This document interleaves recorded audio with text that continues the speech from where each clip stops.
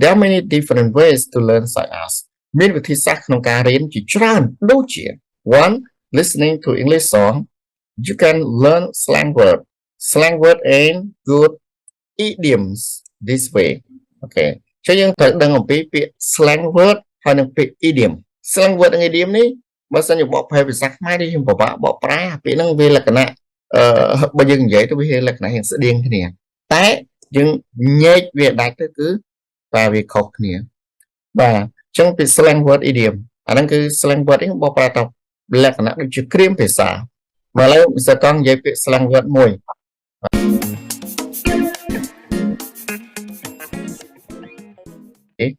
បាទជាគុណកិរិយាហើយបាទ friendly មែនទេបាទប៉ុន្តែអាកន្លែង friendly កន្លែងនេះជាអីគេខ្លួននេះក៏ចៅដល់ទៀតជាអីគេចាញ់ឆ្លើយខុសម្ដងម្នាក់ទៅចាអូខេវាការចំណាំរបស់យើងវាទូទៅដូចខ្ញុំនិយាយមិញអញ្ចឹងទូទៅគឺ 100% នៅពេលដែលគុណនាមបាទគុណនាមគឺនៅពេលដែលគុណនាមបូកជាមួយនឹង ly វាជា adverb ដូចជាយើងប្រើពាក្យ slow យឺត slowly យ៉ាងយឺតគ្នាវាជា adverb អូខេតែអាកន្លែងនេះជានាមឯណាបាទ friend កន្លែងនេះនាមឯងចឹងមិនគុណនាម ly វាជា friendly អានេះជាគុណនាមទេជា adjective ហើយគុណនាមហ្នឹងគឺវា modify ឲ្យ talk នេះបាទ talk នេះអ្នកពាក្យ talk ហ្នឹង talk ជាអីគេជានាមឬក៏ជាគុណនាមដែរហ្នឹងគុណនាមវាជា verb វាជាក្រិយាសព្ទពេល talk ហ្នឹង talk ណាគុណនាមតើវាជាគុណនាមជានាមឬក៏វាជាកិរិយាសព្ទជា verb មួយណាបើមិនគុណនាមក៏កិរិយាសព្ទដែរក្នុងការបកប្រែមុនបកប្រែលុះត្រាតែយើងដឹងច្បាស់អំពីថ្នាក់ពាក្យពវា part of speech ពវាបើសិនជាយើងអត់ដឹងថ្នាក់ពាក្យពវាផងគេទៅសេមកលក្ខណៈជាចំណងជើងគេទៅសេមកនៅក្នុង sentence នៅក្នុងប្រយោគអីផ្សេងសួរថាតើយើងបកប្រែដោយរបៀបណាបើសិនជាយើងមិនដឹងថាក្នុងវាជាស្អីផងហ្នឹងខកនេះជាទៅមិនបកប្រែថានិយាយឬក៏ជជែកណា What are they talking about តែពួកគេកំពុងតែជជែកគ្នាអំពីអីបាទអញ្ចឹងកាលណាជាទូទៅវាជាកិរិយាសព្ទវាជា verb មែនទេបាទប៉ុន្តែនៅក្នុងនេះវាមិនមែនជា verb ទេវាជា noun talk កន្លែងនេះបកប្រែថាការជជែកការនិយាយឃើញទេអញ្ចឹងវាជា noun វិញកន្លែងហ្នឹងអញ្ចឹង friendly talk friendly នេះគឺជាគុណនាមហើយវា modify ឲ្យ noun ដែលនៅជាប់វានេះគឺ talk និយាយនឹងនិយាយមិននិយាយដោយរុះរីរាក់ទាក់ការនិយាយបែបរុះរីរាក់ទាក់friendly talk ហ្នឹងណាអូខេតោះហើយខាងក្រោមគឺ Miss Manik ហើយនឹង Mr. Pat like Miss Manik yeah so far how have you been getting on with your English okay I mean ប៉ាទេកន្លែងហ្នឹងមែនទេ so far បកប្រែមិនទេ so far មិនបកប្រែតែឆ្ងាយណាស់ so far ហ្នឹងបកប្រែមិន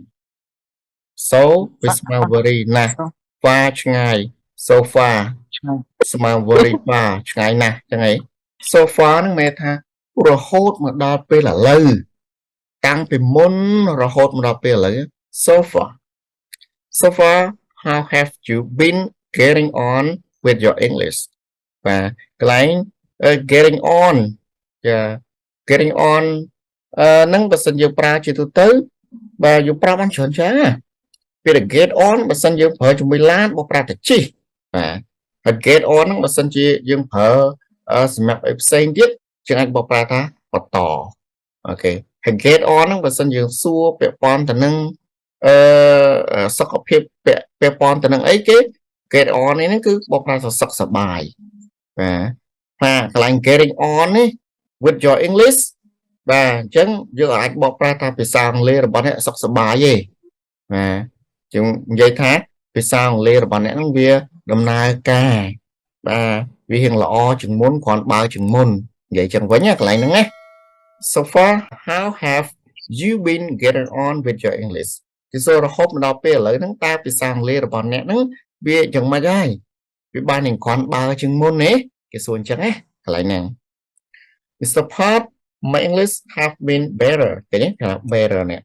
better than before at least yeah at least ហ្នឹងយើងជាទូទៅយើងបកប្រែថាយ៉ាងហោចណាស់មែនទេអូខេយ៉ាងហោចណាស់ at least I dare speak យ៉ាពេល dare ហ្នឹងបកប្រែថាហ៊ានបាទ dare speak without hesitation បកប្រែថាការស្ទាក់ស្ទើរបាទមានន័យថាលុះត្រាតែខ្ញុំហ៊ាននិយាយដោយអត់មានការស្ទាក់ស្ទើរ because I used to have mistake when I spoke something at first អូខេពីព្រោះថាខ្ញុំធ្លាប់មានបាទកំហុសបាទ mistake នៅពេលដែលខ្ញុំបាននិយាយទៅកាន់នរណាម្នាក់ជាលើកដំបូងបាទដំបូងឡើងនិយាយទៅគឺតែងតែមានខុសហើយបាទ Miss Monik how did you feel every time you practice English តើអ្នកមានអារម្មណ៍បែបណារាល់ពេលដែលអ្នកអនុវត្តភាសាអង់គ្លេស I feel that my English will be more solid yeah solid ហ្នឹងគឺបាញ់បកប្រែជួបតែនដែលបាទគីមីយើងរៀនគីមីដល់រាប់ឆ្នាំហើយ solid liquid ទៅរឹងទៅរាវណាបាទនេះរឹងមាំ I feel that my English will be more solid បាទវានឹងរឹងមាំជាងមុនបាទ with more experience through តាមរយៈណា through practicing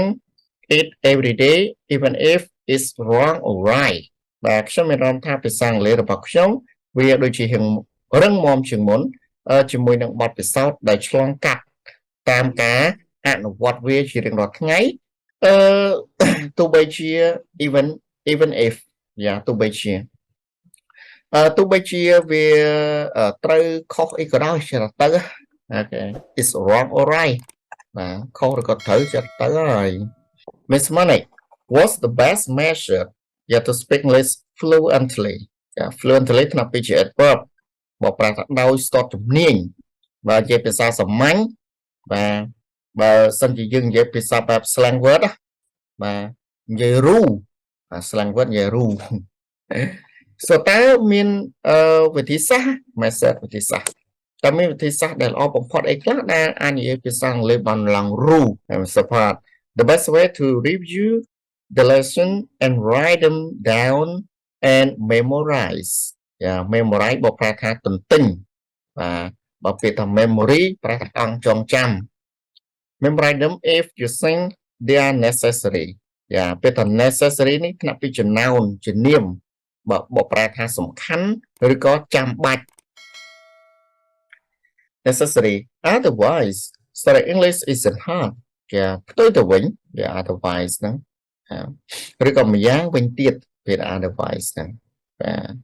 យ៉ាងទៀតការសិក្សាភាសាអង់គ្លេសមិនសូវជាពិបាកខ្លាំងទេ There are many different ways to learn such as មានវិធីសាស្ត្រក្នុងការរៀនជាច្រើនដូចជា one listening to English song you can learn slang word okay slang word and good idioms this way okay ចឹងយើងត្រូវដឹងអំពី slang word ហើយនិងពាក្យ idiom slang word និង idiom នេះបើសិនជាបកប្រែភាសាខ្មែរនេះយើងពិបាកបកប្រែពាក្យហ្នឹងវាលក្ខណៈបើយើងនិយាយទៅវាលក្ខណៈស្តៀងគ្នាតែយើងញែកវាដាច់ទៅគឺបាទវាខុសគ្នាបាទអញ្ចឹងពី slang word idiom អាហ្នឹងគឺ slang word នេះបកប្រែទៅលក្ខណៈដូចជាគ្រាមភាសាមកឥឡូវសកងនិយាយពាក្យ slang word មួយបាទ